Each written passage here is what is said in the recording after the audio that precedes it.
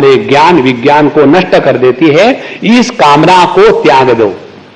अच्छा, पहली स्टेज है कामना का त्याग करना और दूसरी स्टेज है कामना को नष्ट करना। एकदम कामना नष्ट नहीं होती, पहले कामना का त्याग करना पड़ेगा। और कामना जहां है वहां जब तक रहेंगे तब तक कामना नष्ट नहीं होगी। तात्पर्य क्या हुआ? तात्पर्य यह हुआ, यदि कामना मन बुद्धि और इंद्रिय इनमें है और जब तक हमारा तादात्म्य मन बुद्धि इंद्रिय के साथ है तब तक के कामना के चक्कर से हम नहीं हट सकते। तो करे क्या? मन बुद्धि और चित्त और मन बुद्धि और इंद्रिय इनसे हट करके दूसरे जगह जाकर के एक नया अपार्टमेंट ले लेना। और ये बात अगले 2 श्लोकों में भगवान बताते हैं। इंद्रियाणि पराण्याहुः इंद्रियेभ्य परम मनः मनसस्तु परा बुद्धिः बुद्धे परतस्तु यो बुद्धेर्परतस्तु सः एवं बुद्धे परम बुद्ध्वा संस्तभ्यात्मानमात्मना जहि शत्रुं महाबाहो कामरूपम दुरासदम। अब ये इंद्रिय मन बुद्धि इसमें हमको रहने की आदत है और जब तक के इस इंद्रिय मन बुद्धि के साथ रहेंगे तब तक के इन 3 स्थानों पर रहने वाले मिस्टर कामराज हमको नहीं छोड़ेंगे। तो करे क्या? तो बताते हैं इंद्रियाणि पराणि आहुः इंद्रियेभ्यः परम मनः। तो पहले बताते हैं हमारे जो इंद्रिय है वो जगत की जितनी वस्तुएं है उनसे बढ़कर ऊपर है। जगत की वस्तुएं इतनी है, हमारे स्वामी अखंडानंद जी बोलते थे बड़े सरल शब्दों में, इस दुनिया में इतने चने हैं कि खाते जाओ खाते जाओ खाते जाओ, दांत गिर जाएंगे, चने नहीं खत्म होंगे। इस जगत की इतनी वस्तुएं हैं, यदि उनको भोग करने की कल्पना करें तो हमारे इंद्रिय नष्ट हो जाएंगे। जगत के वस्तुओं का नाश नहीं हो सकता, इसीलिए पहले अपने इंद्रियों को बचाओ, पहली बात।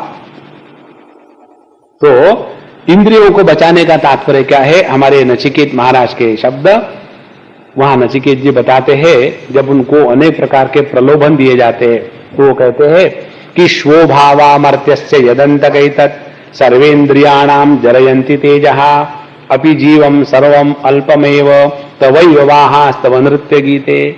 तो कहते हैं कि भगवान आप हमको अनेक प्रकार के वस्तुओं दे रहे हो, लेकिन स्वभावा जो भी वस्तु आज जैसी है वैसी कल नहीं रहती, वो सड़ जाती है। तो ये सड़ने वाली वस्तुओं को लेकर के हम सुखी होंगे, ये केवल कल्पना मात्र है, पहला विवेक।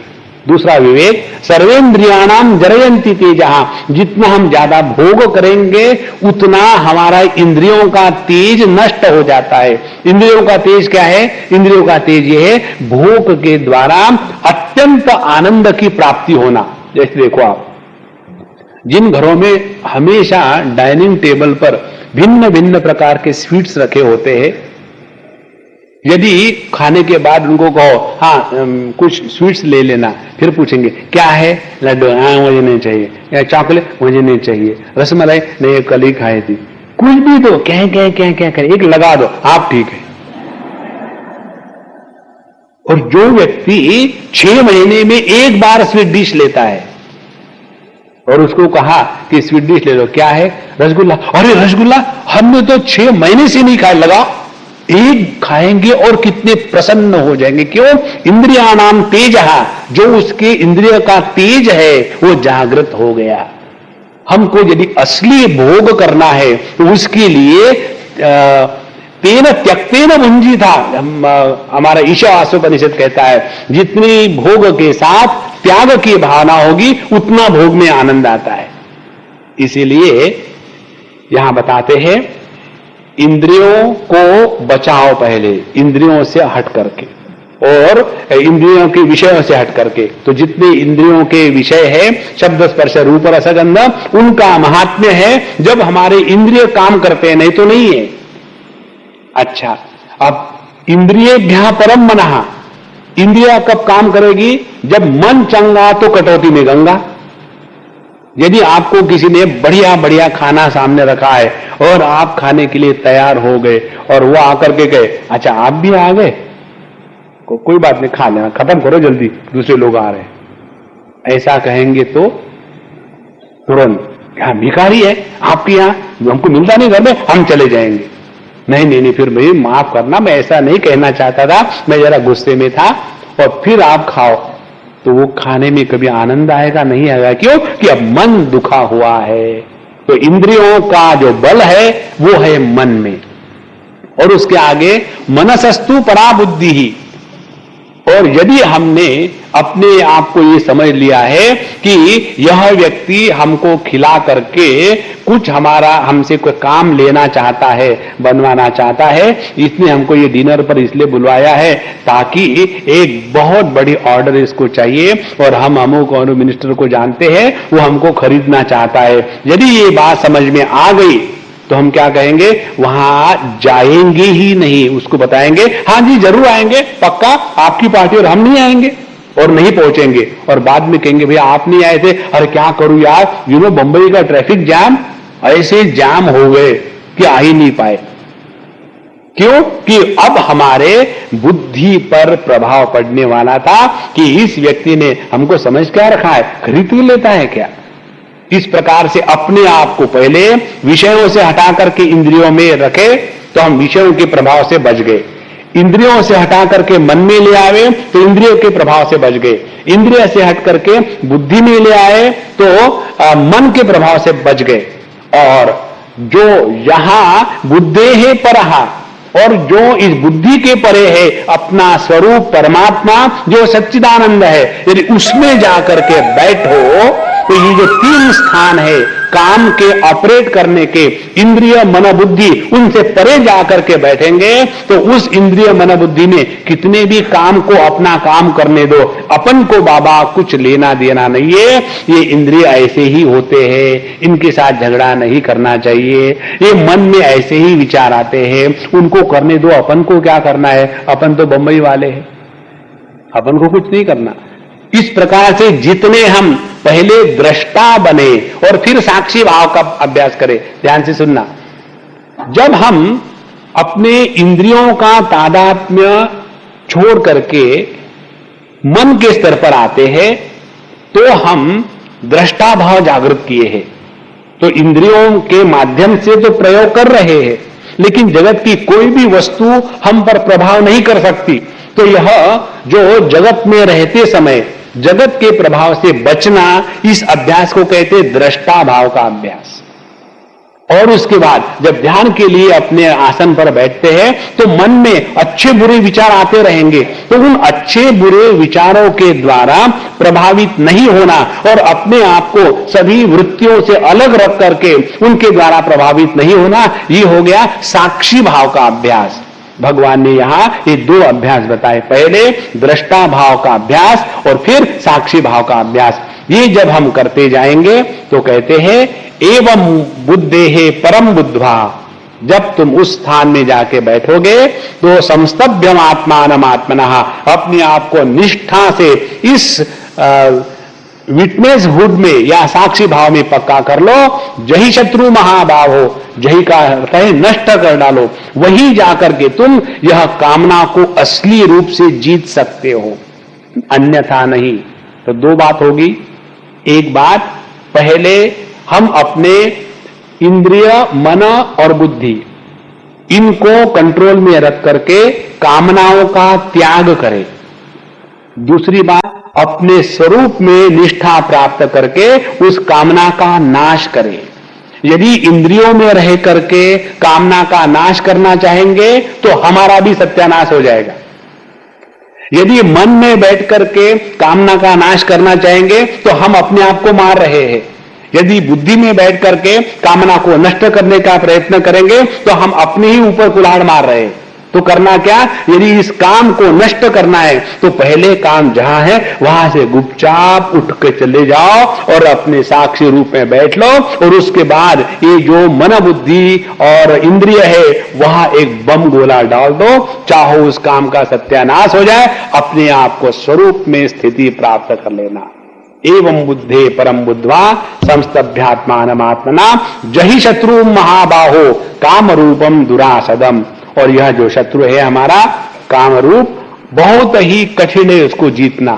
इसलिए दो बातें भगवान ने बताई है, पहले स्वयं का नियंत्रण और दूसरा प्रभु के पास जाना। ये दो बातों को जब हम साथ में लेकर के चलेंगे तब अपने वैराग्य का सूखापन जीवन में नहीं होगा। केवल वैराग्य की बात करेंगे और वैराग्य के साथ यदि भक्ति का रस नहीं होगा तो ऐसे व्यक्ति के वैराग्य में कड़वाहट होती है, ऐसे व्यक्ति के वैराग्य में सूखापन होता है, ऐसे व्यक्ति के ज्ञान में भी सूखापन होता है। इसीलिए उनको कहते लिपस्टिक वेदांत, केवल सूखा सूखा, उसमें कोई रस ही नहीं है। और हमारे शास्त्र कहते हैं रसो वही सहा, परमात्मा रस स्वरूप है। और यदि हम केवल प्रकृति के ही साथ रह करके उसी से झगड़ा करते रहेंगे तो वो साधना नहीं है। एक हद तक ठीक है, लेकिन उसके बाद ये सब क्यों करना, इसलिए कि मुहे पिया मिलन को जाना है। जितना हमारा मन उस प्रभु के चरणों में लगा रहेगा उतना उस मन में काम का साम्राज्य नहीं लगेगा।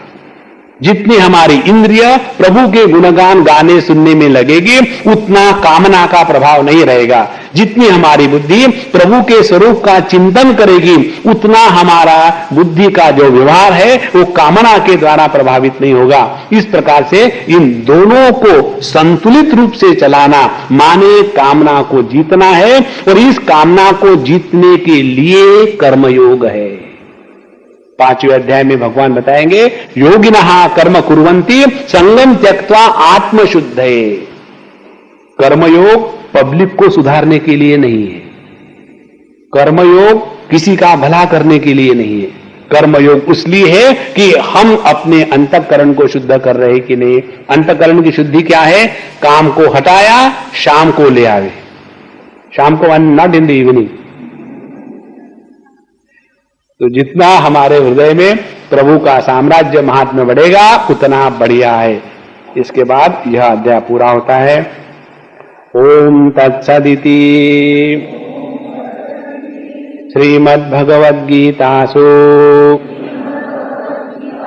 उपनिषत्सु ब्रह्म विद्यायां योगशास्त्रे श्रीकृष्णार्जुन संवादे कर्मयोगो नाम तृतीयोऽध्यायः। यह मूल वाक्य महाभारत में नहीं है, इस वाक्य को पुष्पिका कहते हैं। और बहुत बड़े संत हो गए श्री मधुसूदन जी सरस्वती महाराज, जो हमारे तुलसीदास जी के कॉन्टेम्पररी थे, उन्होंने ये वाक्य हर एक अध्याय के बाद में लिखा है। इसीलिए भगवान शंकराचार्य की इसके ऊपर कमेंट्री नहीं है, लेकिन उसमें उन्होंने समरी दी है।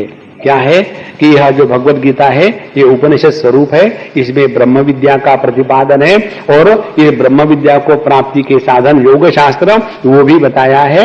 भगवान श्री कृष्ण अर्जुन के संवाद के रूप में है, और यह जो तृतीय अध्याय है यह कर्मयोग का प्रतिपादन करता है। इस प्रकार से यह तृतीय अध्याय प्रभु की कृपा से प्रारंभ हुआ और उन्हीं की कृपा से समापन हुआ।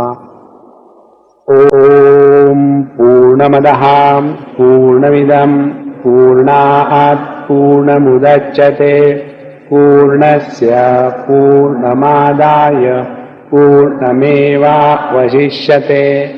ओम शांति शांति शांति। हरि ओम। श्री गुरुभ्यो नमः। हरि ओम।